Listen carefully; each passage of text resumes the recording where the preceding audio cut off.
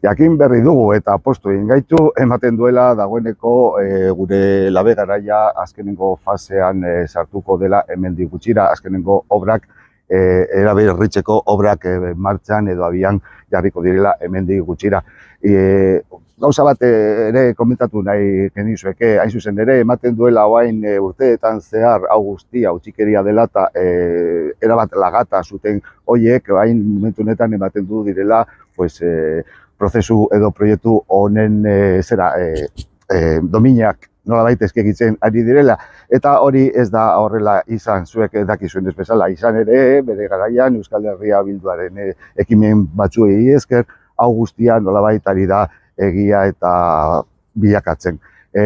Momentuan, hainbat mozio aurkeztu genituen, bai Espainiako Parlamentuan, bai eta Euskal Parlamentuan eta hemen udaletxean bertan. Eta komentatu nahi nizueke, hasieratik EH Bilduren ekimen horri esker, lortu ziren bi eta erdi milioi horiek nolabait hasiera eman ziotela proiektu oso honi. Eta, bueno, pues hemendik aurrera, gure iraganari begira bagaude ere, etorkizunari ere begiratu behar izango diogu, eta horretan aurkitu egingo gaituzte EH Bilduko komunitatea hain zuzen ere, saiatuko garela, eta diongo garela, proiektu hau benetan Sestaor guztiontzako onuragarria izan dadin, eta proiektu hau parte hartzaile izan behar delakoan.